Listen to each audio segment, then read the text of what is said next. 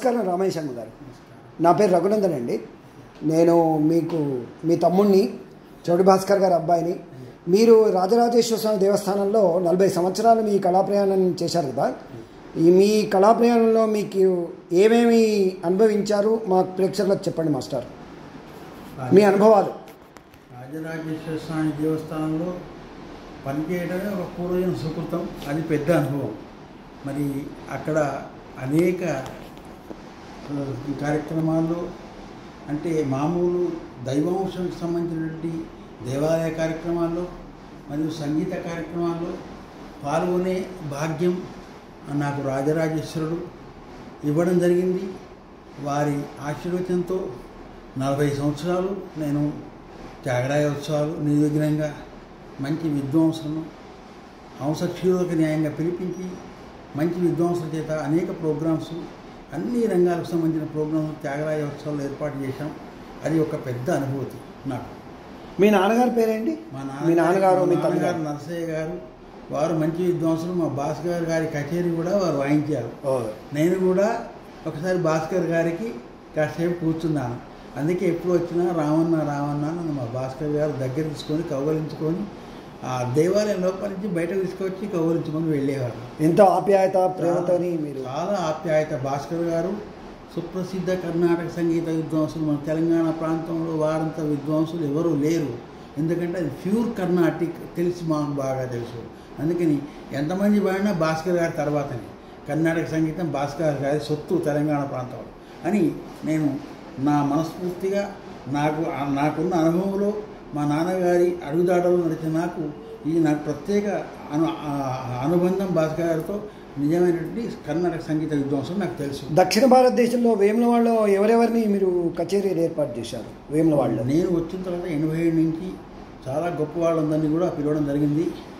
మనకు ఎవరంటే దాదాపు శ్రీ ఎంఎస్ గోపాలకృష్ణ గారు, మ్యాండల్ శ్రీనివాస్ గారు, మంగళంపల్లి బాలమురళీకృష్ణ గారు, తర్వాత అలాగే మన చాలామంది ఇప్పటి టాప్ గ్రేడ్ విద్వాంసులందరినీ రేడియోలో ఉన్నవాళ్ళు, తర్వాత ఉన్నికృష్ణన్ గారిని, ప్రియా సిస్టర్స్ను, ఇలాంటి ముఖ్యమైనటువంటి సంగీత విద్వాంసులను 5 దేశీ కచేరీలు పెట్టి తమిళనాడు, కర్ణాటక, ఢిల్లీ, హిందుస్థానీ, తెలుగు అన్ని విద్వాంసులను కూడా డోండు శాస్త్రటువంటి మహానుభావులు, చెన్నూరులో పాడేటువంటి సంగీత విద్వాంసులు అందరినీ కూడా పిలిపించడం జరిగింది.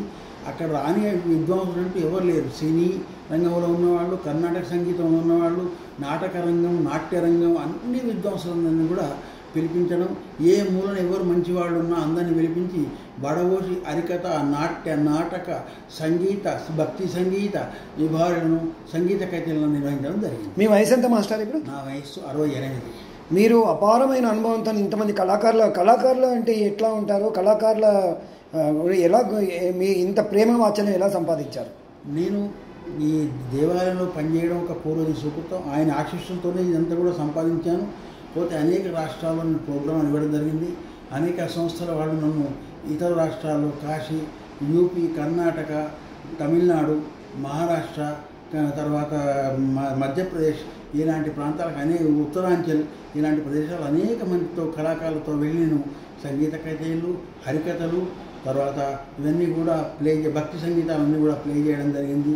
కనుక వారి అందరి అనుభవంతో అందరి ఎస్పి బాలసుబ్రహ్మణ్యం గారు కానీ అందరూ కూడా నన్ను ప్రత్యేకంగా అభిమానించి గౌరవంగా రామయ్య గారు తెలంగాణలో మంచి విద్వాంసులు చెప్పేవారు. వారి అందరి ఆశీస్సులతోనే నేను ఇంత మంచి పేరు ప్రఖ్యాతులు సంపాదించాను. మీరు ఇంతవరకు ఎన్ని కచేరీలు చేశారు మాస్టర్? మొత్తం 45,000 ప్రోగ్రాంలు ఇచ్చారు. Salute sir. శుభాష. ఎందుకంటే నాట్యాలకు, నాటకాలకు, హరికథలకు, సంగీత కచేరీలకు మన తెలంగాణ ప్రాంతంలో వైలేలు లేవు కనుక సంగీత కచేరీలు, హరికథలు అన్నీ కూడా నేను బాగా వాయించేవాడిని.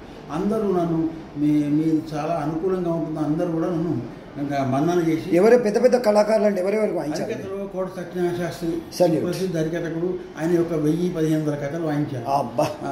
ధూళిపాటి శివరామకృష్ణ గారు పెద్ద హరికథకుడు, ఆయన సింహాచల శాస్త్రి గారు ఇప్పుడు ఉన్నారు, వారు కూడా. తర్వాత మన పూజిపట్ల కోటేశ్వరరావు పూర్వీకులు చాలామంది, ర్యాలీ రామచంద్రరావు, వీళ్ళంతా ప్రస్తుతం లేరు. బుర్రా శివరామకృష్ణ గారు, వై సుశీలాదేవి, ఉమాచౌదరి గారు, ఇలా చెప్పుకుంటూ పోతే కొన్ని వందల మంది హరికథకులు, తర్వాత మంచి కచేరీలు మా తాత కృష్ణయ్య గారు, ధనుపరి గురువు గారు, తర్వాత సుచీంద్రం కృష్ణమూర్తి గారు కర్ణాటక వారి సంగీత కచేరీలు, తర్వాత విజయవాడ బీటీ కృష్ణమూర్తి గారు, ఇలాంటి అనేక మంది కచేరీలు నేను ఎన్నో ప్లే చేశాను, సంగీత కచేరీలు. ఎందుకంటే వైలిన్ లేకపోవడం వల్ల కావలి నెల్లూరు జిల్లాలో ప్రోగ్రాం పోతే అక్కడ వైలిన్ లభ్యం కాక నన్నే ఏర్పాటు చేసి మీరే ఉంటే చాలా బాగుంటుందని నన్ను అటు హరికథలకు ఇటు సంగీత కచేరీ అన్నిటికీ నన్ను ఉపయోగించుకునేవారు.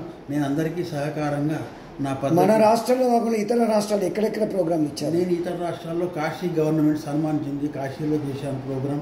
తర్వాత బద్రీనాథ్లో 3 రోజులు చేశాను, హరిద్వార్లో 3 రోజులు చేశాను, కేదార్నాథ్లో అనుకూలంగా అదే ప్రోగ్రామ్స్కు.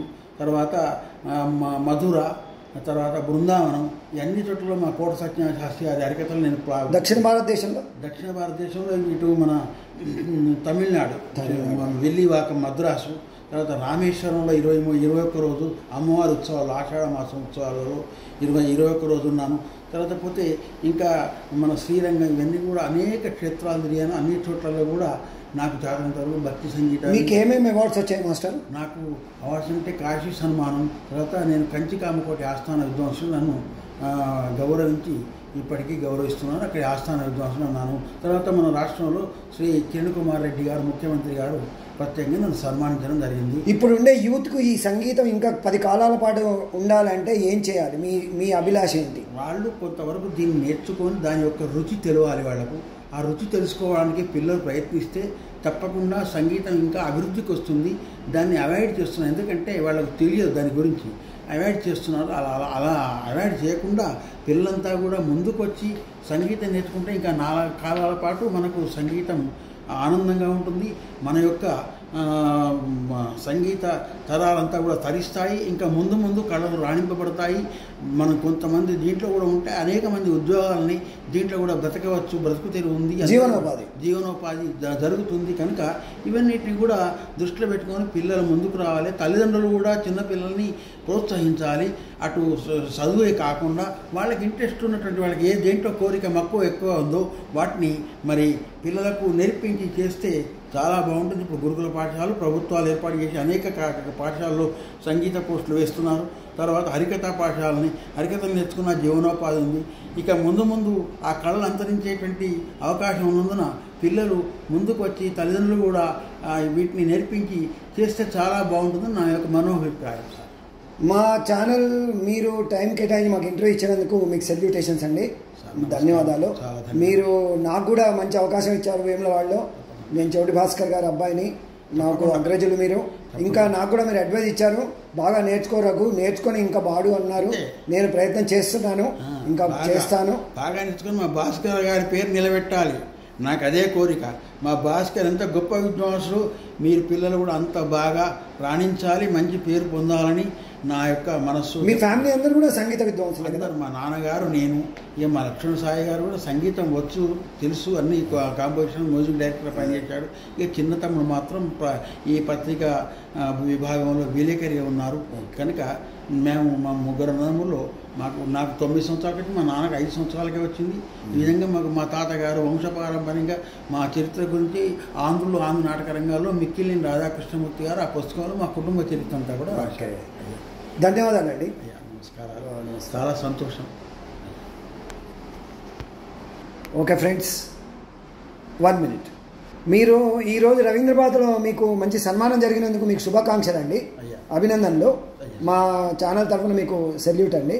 Thank you. ఓకే ఫ్రెండ్స్, మనం ఒక మంచి గురువు గారిని పరిచయం చేసుకున్నాం. థ్యాంక్ యూ, నమస్తే.